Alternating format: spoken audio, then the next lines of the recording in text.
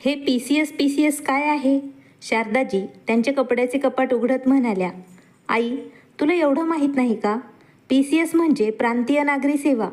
अवन्याजवळ जात तिची आई म्हणाली. हो हो, काहीतरी असेल, पण मला काय फरक पडतो त्याने? आई, तू माझ्या मागे का लागली आहेस? माझ्याकडे सध्या या सगळ्या गोष्टींसाठी वेळ नाही आहे.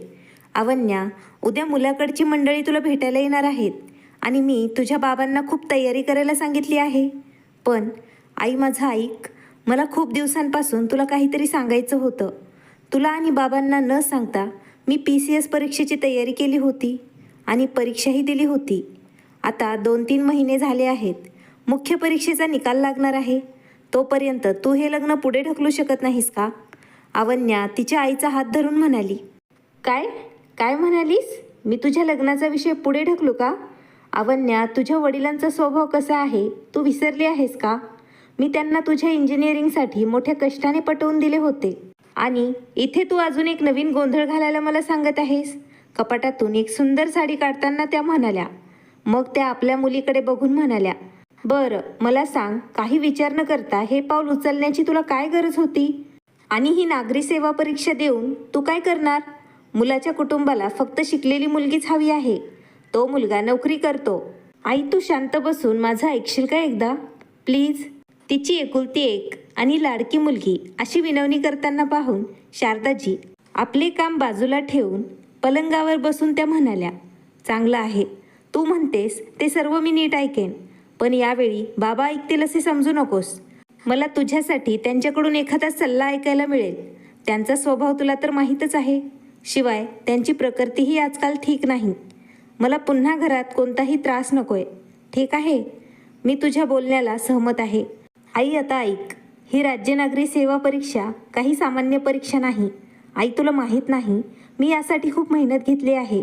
राज्य नागरी सेवेची नोकरी ही राज्य सरकारद्वारे ऑफर केलेली सर्वात प्रतिष्ठित प्रशासकीय नोकरी मानली जाते. या पदावर निवडलेल्या उमेदवारांची नियुक्ती थेट राज्यपालांकडून केली जाते. एवढेच नव्हे तर जिल्ह्यातील कायदा व सुव्यवस्था राखणे आणि महसूल प्रशासन व्यवस्था राखणे हे PCS अधिकाऱ्याचे काम असते. कोणास ठाऊक, या नोकरीत मला कलेक्टर होण्याची संधीही मिळू शकते. तुझी मुलगी कलेक्टर झाली तर तुला आवडणार नाही काय? अवन्याने तिच्या आईचा हात हातात घेत तिला विचारले. अवन्याचे बोलणे ऐकून शारदाजी क्षणभर आपल्या मुलीच्या स्वप्नात हरवल्या. अचानक आपल्या विचारातून बाहेर पडून त्या म्हणाल्या. हे बघ अवन्या, तू मला तुझ्या मृदू शब्दांनी पटवून देतेस, पण तुझ्या बाबांची खात्री मी तुला देऊ शकत नाही. तरीही चांगली संधी मिळाली तर आज मी तुझ्या बाबांशी बोलण्याचा प्रयत्न करेन. हो, पण उद्या मुलाकडच्या मंडळींना तुला भेटावंच लागेल. त्यात अजिबात संकोच होणार नाही. अगं आई, माझी प्रिय आई, धन्यवाद धन्यवाद धन्यवाद. तुला माहीत आहे, तू जगातील सर्वोत्तम आई आहेस. अवन्याने आईला मिठी मारली. ठीक आहे, बरं, आता जास्त मस्का लावायची गरज नाही. चल, मला खूप कामं आहे. असं म्हणत शारदाजी पुन्हा कामात व्यस्त झाल्या. 25 वर्षांची अवन्या लहानपणापासूनच हुशार विद्यार्थिनी होती. तिची नेहमीच मोठी स्वप्न असायची आणि घरात सगळ्यांना ती आवडत असे. पण तिचे वडील काहीचे कडक स्वभावाचे होते. त्यांचे आपल्या मुलीवर प्रेम नव्हते असे नाही, पण तिने थोडे शिक्षण घेऊन लग्न करून सासरी जाऊन सर्वांची सेवा करावी अशी त्यांची इच्छा होती. त्यांच्या कडक स्वभावामुळेच अवन्याने तिच्या मनातील इच्छा अनेक वेळा दाबून ठेवल्या होत्या. तिला नेहमी काहीतरी वेगळं करायचं होतं, पण वडिलांसमोर ती काही करू शकत नव्हती. त्यामुळे अवन्याला प्रत्येक वेळी तिच्या आईची मदत घ्यावी लागायची.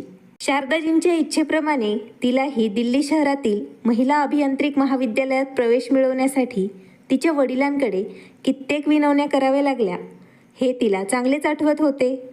बऱ्याच वादविवादानंतर असे ठरले की अवन्याने अभियांत्रिक पदवी पूर्ण करताच तिच्या दर्जाप्रमाणे मुलगा शोधून तिचे लग्न लावून दिले जाईल. त्यावेळी अवन्याकडे सहमती देण्याशिवाय इतर दुसरा पर्याय नव्हता. तिला महिला अभियांत्रिक महाविद्यालयात प्रवेश मिळाला, पण सिव्हिल सर्व्हिसेसमध्ये नोकरीचे स्वप्न तिला रात्री झोपू देत नव्हते. प्रत्येक वेळी जेव्हा ती झोपेतून उठायची तेव्हा तिच्या मनात एकच विचार होता की आपण एकदा तरी नागरी सेवा परीक्षेसाठी प्रयत्न करावे. लाखो बंधनं असतानाही तिने आपली स्वप्न मरू दिली नाहीत. शेवटी एके दिवशी तिने ठरवले की काहीही झाले तरी ती इंजिनिअरिंगसोबत नागरी सेवा परीक्षेची तयारी करेलच. वेळ निघून गेला आणि अवन्या तिच्या अभ्यासात पूर्णपणे मग्न झाली. 3 वर्षानंतर कॉलेजमध्ये तिचं कॅम्पस सिलेक्शन झालं. दिल्लीतील एका नामांकित सॉफ्टवेअर कंपनीने कॉलेजचे शिक्षण पूर्ण होण्यापूर्वीच तिला नोकरीचे ऑफर लेटर दिले होते. तिचे ऑफर लेटर पाहून तिचे आईवडील खुश झाले. पण त्याचबरोबर अभ्यास संपवायला अजून 1 वर्ष बाकी आहे.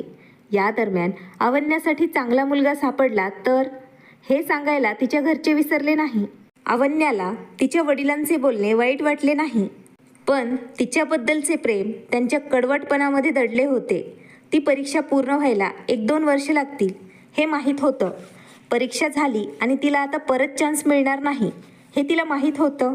मुलाकडच्या लोकांनी आता अवन्याला भेटण्याची इच्छा व्यक्त केली होती, म्हणूनच त्यांना घरी यायचे होते. अवन्या तिच्या आईला कसं तरी लग्नाचा मुद्दा काही महिने पुढे ढकलण्यासाठी पटवून देत होती. हे एकमेव कारण होते, कारण तिचे निवेदन सादर केले होते. आता एवढ्या मोठ्या गोष्टीबद्दल तिने आपल्या होणाऱ्या पतीशी कसं बोलावं हे सर्व काही शारदाजींच्या हातात होतं. त्याच रात्री जेवणानंतर सरलाजी त्यांचे पती राकेशजी यांच्यासोबत बाहेर फिरत होत्या. तेव्हा त्यांनी अवन्याच्या PCS परीक्षेबद्दल त्यांना सांगितले. सुरुवातीला अवन्याच्या बाबांना खूप राग आला. तुझ्या लाडाने तू तिला बिघडवले आहेस.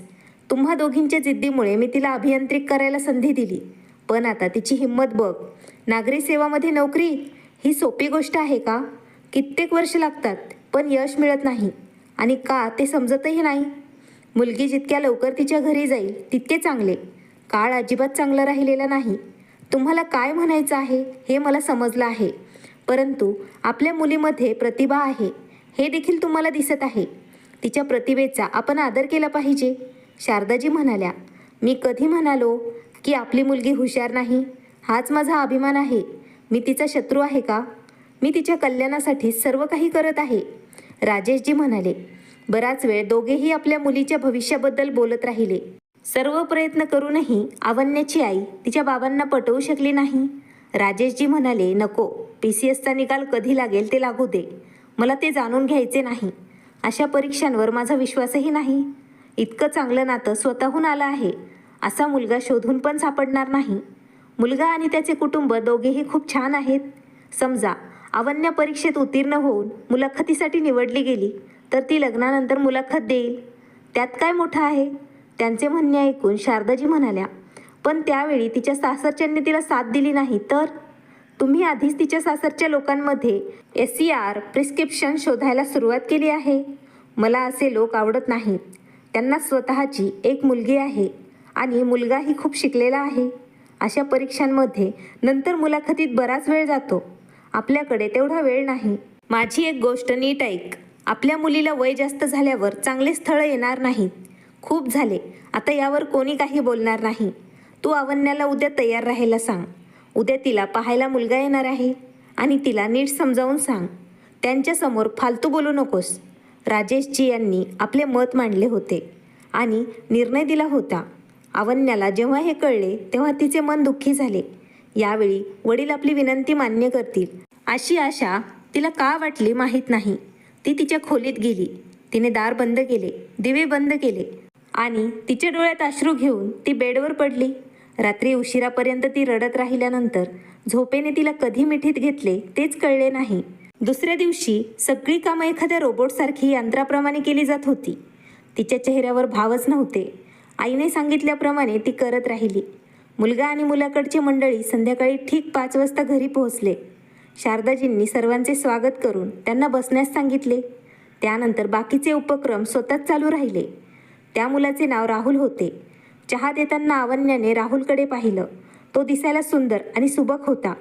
तेव्हा राहुलची आई म्हणाली, आम्ही आमच्यासोबत आमच्या इतर नातेवाईकांना आणणार होतो, पण राहुलला ते मान्य नव्हतं. त्याला वाटलं तुम्हाला अस्वस्थ वाटू नये. राहुलची बुद्धी त्याच्या बोलण्यातून स्पष्ट दिसत होती. दोन्ही कुटुंबे काही वेळ बोलत राहिली. काही वेळाने अवन्या आणि राहुलला एकमेकांशी बोलण्यासाठी एकांतात पाठवले. दोघांनाही एकमेकांबद्दलच्या अनेक गोष्टी त्यांच्या घरच्यांकडून आधीच माहीत होत्या. तरीही राहुलने अवन्याला अनेक प्रश्न विचारले, ज्यांना अवन्याने खूप छान उत्तर दिले. राहुलचा चांगला स्वभाव आणि त्याचे चांगले बोलणे ऐकून अवन्याने हिंमत एकवटून त्याला विचारले, मी तुम्हाला काही विचारू शकते का? हो, विचारा. आपल्याला इथे फक्त बोलायला एकांतात बसवलं आहे. असो, खूप वेळापासून मी एकटाच तुला प्रश्न विचारत आहे. तू मला काहीच विचारले नाहीस. राहुलचे म्हणणे ऐकून अवन्याने पुढे विचारले, तुमची भावी पत्नी सिव्हिल सर्व्हिसेसमध्ये निवडून आली तर तुम्ही काय कराल? अवन्याने प्रश्न विचारला तेव्हा राहुल हसला आणि काही पावले इकडे तिकडे चालू लागला. अवन्या म्हणाली, मी चुकीचा प्रश्न विचारला आहे का? तुम्ही असे का हसत आहात? अवन्याही तिच्या जागेवरून उठत राहुलला म्हणाली, नाही नाही, तसं नाही आहे, मला माफ करा, मला असे म्हणायचे नव्हते. तेव्हा राहुल तसाच तिच्याकडे पाहून हसत होता. खरं तर एवढ्या मोठ्या पदावर असलेली मुलगी माझ्यासारख्या साध्या सॉफ्टवेअर इंजिनियरशी लग्न का करेल, असा विचार करून मला हसू येत आहे. मला माहीत आहे की सिव्हिल सर्व्हिसेसमध्ये नोकरी मिळवण्यासाठी खूप स्पर्धा लागते, माणसाला खूप मेहनत करावी लागते. तसे तुम्ही प्रश्न विचारलाच आहे म्हणून मी तुम्हाला सांगतो, जर माझी भावी पत्नी खरोखर राज्यसेवेत निवडली गेली तर मला तिचा खूप अभिमान वाटेल. अवन्याने राहुलच्या डोळ्यात बघत विचारले, खरंच? आणि इतकंच नाही तर मला हेही माहीत आहे की तिच्या नोकरीमुळे तिला कुठल्याही राज्यात जाऊन राहावं लागणार आहे. अशा परिस्थितीत मला एकतर माझी नोकरी सोडावी लागेल किंवा घरून काम करावं लागेल. पण यावर माझा काही आक्षेप नाही. सॉफ्टवेअर इंजिनियर नोकरी कुठूनही करता येते, अगदी घरी बसल्याही. पण राज्यसेवा एका राज्यात राहूनच करता येते. अशा परिस्थितीत जर मी तिला माझी जीवनसाथी म्हणून निवडलं असेल तर मी तिला नेहमीच साथ देईन आणि गरज पडली तर मी घरची काळजी घेईन. राहुलचे बोलणे ऐकून अवन्याच्या ओठावर हसू उमटले. तिला हसताना पाहून राहुल म्हणाला, तुम्हाला जे विचारायचे होते ते तुम्ही विचारले, पण तुम्हाला हे सर्व हवं आहे का? तुम्ही अभियांत्रिक केले आहे आणि मीही ऐकले आहे. तुम्हाला कॅम्पस निवड देखील मिळाली आहे. त्यानंतर अवन्याने राहुलला तिची सर्व स्वप्न सांगितली. हे स्वप्न लहानपणापासून ती पाहत होती. तिचं बोलणं ऐकून राहुल म्हणाला, मला माहीत नव्हतं मी एवढी हुशार मुलगी बघायला आलोय. जर मला तुम्ही माझी जीवनसाथी म्हणून मिळाल्या तर याचा मला खूप अभिमान वाटेल. संभाषणाच्या शेवटी राहुल अवन्याला म्हणाला, तुझ्या वडिलांना हे पटत नसेल तर परीक्षेचा निकाल येईपर्यंत तू त्यांच्याशी काही बोलू नकोस. हरकत नाही, मी माझ्या पालकांना पण काही सांगणार नाही. माझ्या आईवडिलांना फक्त शिकलेली सून हवी आहे, बाकी काही नाही. कदाचित त्यांना पण त्यावेळी हे आवडणार नाही. अवन्याला त्यांचं म्हणणं बरोबर वाटलं. राहुलच्या बोलण्याने तिला खात्री पटली की तिला त्याच्यापेक्षा चांगला जोडीदार मिळूच शकत नाही. 4 महिन्यात दोघांचं लग्न झालं. दोघांचे लग्न झाले आणि राहुलची नोकरी सिंगापूरमध्ये असल्याने अवन्याला तिच्या सासरच्या लोकांसोबत जास्त राहायला फारसा वेळ मिळाला नाही आणि ती लग्नानंतर काही दिवसात सिंगापूरला आली होती. तेव्हाच तिचा पुढचा इंटरव्ह्यूचा निकाल आला. तेव्हा अवन्या म्हणाली, आपण घरी सांगायचे का? त्यांना खूप आनंद होईल ना. मग राहुल तिला थांबवत म्हणाला, नाही, आत्ताच नाही. का आत्ता नाही? तुम्हाला त्यांना सांगावेच लागेल आणि स्वतःच्या सुनेचे कर्तृत्व कळाल्यावर त्यांना आनंद होणार नाही का? अवन्याने सहज विचारले. त्यांना नक्कीच आनंद होईल, पण तुझी निवड झाल्यावर तू त्यांना सांग, नाहीतर आत्तापासून ते तुझ्याकडून अपेक्षा ठेवायला लागतील आणि त्यांच्या आशा तुटल्या तर त्यांना वाईट वाटेल. राहुल म्हणाला. त्यावेळेस अवन्या स्वतःच्या आनंदात इतकी मग्न होती की तिला तिचा नवरा बरोबर वाटत होता. खरं तर राहुलने अवन्याला त्याच्या बोलण्यातून धीर दिला होता, पण एक गोष्ट तिला सतावत होती. तिला स्वतःच्या आईवडिलांपासून एवढी मोठी गोष्ट लपवायची नव्हती, पण तिला माहीत होते तिचे आईवडील किती पुरोगामी विचाराचे आहेत. त्यांना शिकलेली मुलगी हवी आहे असे कितीही सांगितले तरी ही गोष्ट त्यांना कधीच मान्य होणार नाही. मुलाने आपल्या सुनेच्या नोकरीसाठी आपली चांगली नोकरी सोडणे हे किंवा घरून काम करणे यापुढे घरात तणावाचे वातावरण नको, असा विचार करून त्याने अवन्याला त्यांना काही सांगण्यापासून थांबवले. ही आपल्या समाजाची विटंबना आहे. आज आपण स्त्री पुरुष समानतेसाठी कितीही झगडलो तरी आपल्या मुलाने घरात काम करावे आणि घर सांभाळावे, आपल्या सुनेने बाहेर जाऊन काम करावे हे कोणीही पालक सहन करणार नाही. एखाद्या पालकांनी हे मान्य केलं तरी समाज त्यांना हे मान्य करू देत नाही. कुटुंबातील सदस्य किंवा पती पत्नी परस्पर सामंजस्यपणे आणि चर्चेतून निर्णय घेतात, तेव्हाही आपला समाज अफवा निर्माण करू लागतो.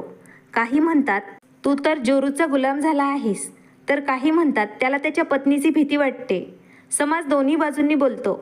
मग स्त्री पुरुष समानतेच्या गोष्टी का बोलतात? राहुलला भीती वाटत होती की अवन्याच्या निवडीबद्दल त्याच्या पालकांना आत्ता कळले तर कदाचित ते तिला मुलाखतीला जाऊ देणार नाहीत. सुनेचे काम आणि पद मुलाच्या कामापेक्षा आणि पदापेक्षा मोठे असेल तर ते कोणाचेच पालक स्वीकारू शकत नाहीत.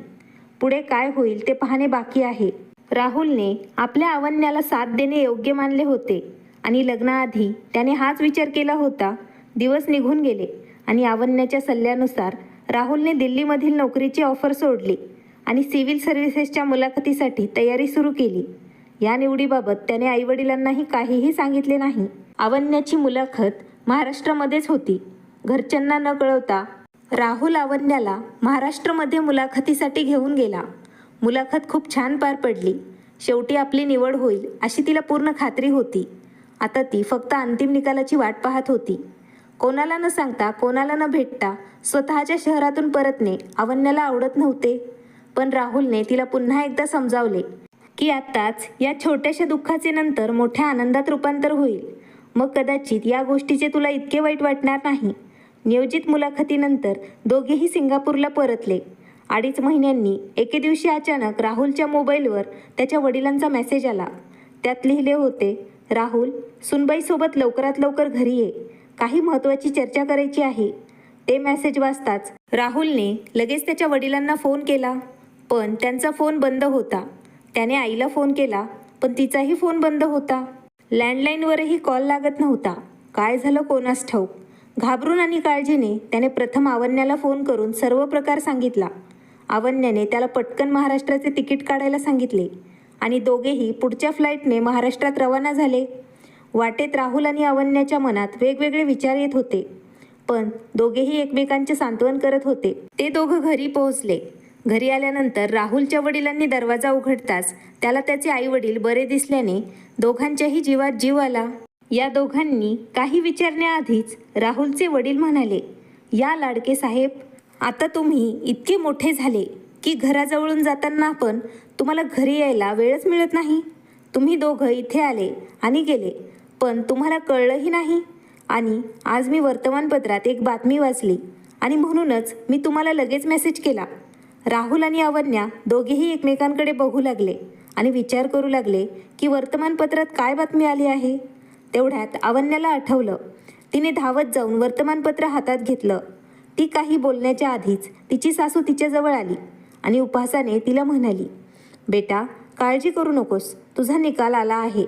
तू महाराष्ट्रात टॉप आली आहेस आणि तुझा फोटोही वर्तमानपत्रात आला आहे. सकाळपासून आपल्या अनेक नातेवाईकांनी मला कलेक्टर साहेबांची सासू बनवलं आहे. राहुल, का हे सगळं आम्हाला सांगणं तुझं कर्तव्य नव्हतं का? आई बाबा, मी आणि अवन्या तुमच्याशी याबद्दल बोलणार होतो, पण निकाल लागल्यावर अगोदर सांगणे आम्हाला बरोबर वाटले नाही. उशीर झाला तरी आता तुम्हाला कळलंय. तुम्ही खुश आहात ना? आईने पुन्हा एकदा उपहासात्मक शब्द सोडला आणि म्हणाल्या, हो बेटा, आम्ही खूप आनंदी आहोत. आता सुनबाई ऑफिसला जाईल आणि मुलापेक्षा वरचा दर्जा तिला मिळेल. आता मुलगाही विचार करेल, घरून मी काम करत आहे, मग आम्ही आनंदी नसणार का? तू राहशील का घरी? असं का बोलतेस आई? तुझ्या धाकट्या मुलीलाही हेच वाटत होतं ना, तिने शिक्षण घेऊन सरकारी पद मिळवावं. अवन्या तुझ्या मुलीसारखीच आहे, नाही का? तुला आनंद व्हायला हवा. तिने शिक्षण पूर्ण करून तिचे घर सांभाळून स्वप्न पूर्ण केलं आणि मग तुम्ही दोघांनी मला नेहमी सांगितलं की तुम्हाला शिकलेली सून हवी आहे. राहुलने त्याच्या आईला विचारलं. हो, आम्ही म्हणालो होतो की आम्हाला शिकलेली सून हवी आहे, पण तुला जोरूचा गुलाम हो असं सांगितलं असेल तर याबद्दल तू आम्हाला काही सांगू नकोस. तुम्ही आम्हाला हे सगळं अगोदर सांगितलं असतं तर सुनबाईने नोकरी जॉईन करण्याचा आनंद काय असतो ते कळलं नसतं. असो, राहुल, आता नीट ऐक. तुझी पत्नी आता नोकरी जॉईन करायचा विचार करते आणि तुम्हाला महाराष्ट्रामध्ये राहायचं असेल तर मग तुम्हीही इकडे याल असं म्हणू नका. तू सिंगापूर सोडू नको. महाराष्ट्रामध्ये राहून तुझं काय होणार? तेव्हा राहुलला पुढे जाऊन त्याच्या आईला उत्तर द्यायचे होते, पण अवन्याने त्याला अडवले. उलट ती स्वतः पुढे आली आणि तिच्या सासूच्या पायाला स्पर्श करून म्हणाली, आई, अगोदर मला माफ करा. मला तुमच्यापासून काहीही लपवायचे नव्हते. नागरी सेवेसाठी निवड होण्याचे माझे लहानपणापासूनचे स्वप्न होते, जे आज पूर्ण झाले. मला काही फरक पडत नाही. मी जॉईन करावंच. तेव्हाच राहुलची छोटी बहीण, भाऊ आणि वहिनी तिघी अचानक आले. भाऊ आणि वहिनी, तुम्ही सगळे एवढ्या गंभीर मूडमध्ये का दिसताय? आई, काय झालं? असं का बघत आहे सर्वजण? कीर्तीने घाबरतच विचारलं. ना प्रश्न ना उत्तर. आई म्हणाली, निघून जा इथून. आईच्या अशा वागण्याने राहुलला खूप आश्चर्य वाटले. शिवाय त्याला खूप रागही येत होता. त्याची आई अशी का वागत होती हे त्याला समजत नव्हते. तो त्याच्या आईकडे पाहत म्हणाला, आई कीर्तीलाही इथेच थांबू दे. तिलाही तिच्या आईचे हे दुहेरी रूप बघू दे. आईची ही दुहेरी मानसिकता. तेव्हा कीर्ती म्हणाली, तू अशी कधीच नव्हतीस आई. समजा वहिनीच्या जागी मी असते तर तू असं केलं असतंस का? एकीकडे लाख वेळा तू तुझ्या मुलीबद्दल, कीर्तीबद्दल स्वप्न बघतेस, मग ती तुझी मुलगी नाही म्हणून तुला आनंद होत नाही का? कीर्तीच्या तोंडून ते कटू सत्य ऐकून तिची आई अवाक झाली. क्षणभर त्यांनी एका नजरेने त्यांची मुलगी कीर्तीकडे आणि दुसऱ्या नजरेने अवन्याकडे पाहिलं. त्याचवेळी कीर्तीला समोरच्या टेबलवर पडलेल्या वर्तमानपत्रात तिच्या वहिनीचा फोटो दिसला. ती बघताच तिने वर्तमानपत्र हातात घेतले आणि बातमी वाचायला सुरुवात केली.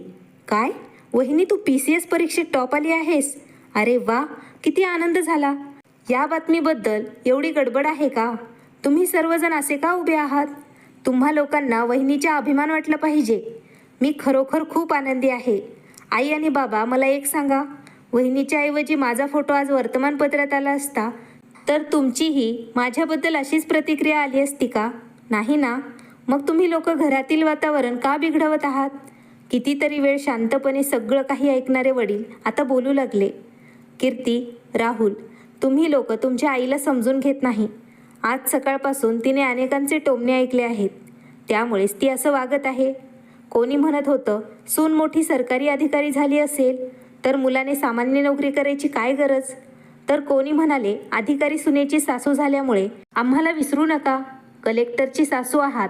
तिचा अपमान कोणीही सहन करणार नाही.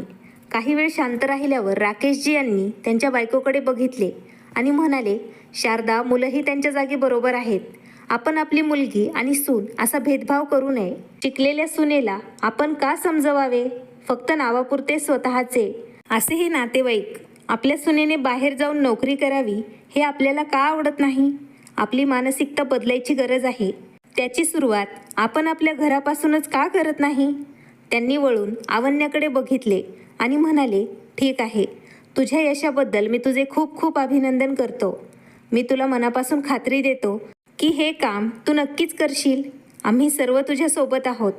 तेव्हा शारदाजी म्हणाल्या, कलेक्टर मॅडम, तू मला तुझी सासू म्हणणे माझ्यासाठी अभिमानाची गोष्ट आहे. मी माझ्या मुलाबद्दल आणि माझ्या नवऱ्याबद्दल विचार करू लागले. त्या आपल्या सुनेकडे गेल्या आणि म्हणाल्या, माझ्या प्रिय मुली, मी तुला काही क्षणापूर्वी जे अपशब्द वापरले होते त्याबद्दल तू तुझ्या आईला माफ करशील का? आई, कसली माफी? असं बोलू नका. उलट मला तुमची माफी मागायची आहे. मला तुमचं मन दुखवायचं नव्हतं, अवन्या म्हणाली. पुढच्या क्षणी सासू आईने हे ऐकले आणि त्यांनी अवन्याला मिठी मारली. मग कीर्ती आनंदाने म्हणाली, चला चला, सगळे तयार व्हा. माझ्या वहिनीने PCSमध्ये टॉप केला आहे. सेलिब्रेशन व्हायलाच हवं. आज आपण सगळे एकत्र हॉटेलमध्ये जेवायला जाऊया. वहिनी साहेब, तुमचा प्लॅन काय आहे? तेव्हा कीर्तीचे बोलणे ऐकून सगळ्यांचा चेहरा उजळला. काही वेळाने अवन्या तिच्या खोलीत जायला निघाली होती. तेवढ्यात राहुलने तिला मिठी मारली आणि म्हणाला, ऐक, पुन्हा कधीच असं मला म्हणू नकोस की तुला या कामाची गरज नाही. तुझी केवळ या परीक्षेत निवड झाली नाही तर तुला भविष्यात कोणतीही नोकरी, पद, दर्जा मिळेल. तू त्यासाठी पात्र आहेस. पतीचे बोलणे ऐकून अवन्या लाजली आणि म्हणाली, अरे राहुल, तुला माहीत आहे का, या सर्व गोष्टी मिळवण्यापेक्षा तुला मिळवणे माझ्यासाठी महत्त्वाचे आहे. तू नसता तर कधीच पूर्ण करू शकले नसते मी स्वप्न. इथपर्यंतचा प्रवास तुझ्या एका परवानगीने माझी सर्व स्वप्ने साकार झाली. परवानगी देणारा मी कोण आहे अवन्या? शेवटी मुलींना त्यांची स्वप्न पूर्ण करण्यासाठी परवानगी का लागते? आजपर्यंत पुरुषांना कोणाचीही परवानगी घेतली नाही. आपण फक्त स्त्री पुरुष समानतेच्या मोठमोठ्या गप्पा मारतो, पण प्रत्यक्षात या क्षेत्रात अजून खूप प्रगती करायची आहे. समाजात बदल घडवून आणायचा आहे. मग याकडे नक्कीच लक्ष दे. तुम्ही मला साथ दिली तर असा बदल नक्कीच घडून येईल. राहुल, असं म्हणत अवन्याने आपल्या जोडीदाराला मिठी मारली. मित्रांनो, खरं सांगायचं झालं तर हे मात्र खरं आहे. स्त्री पुरुष समानता हे फक्त म्हणतात काही लोक, पण अस्तित्वात खूप कमी लोक आणतात. मित्रांनो, तुम्हाला आजची कथा आवडली असेल तर लाईक, शेअर आणि नवीन असाल तर चॅनलला सबस्क्राईब करायला विसरू नका. धन्यवाद. आभारी आहोत.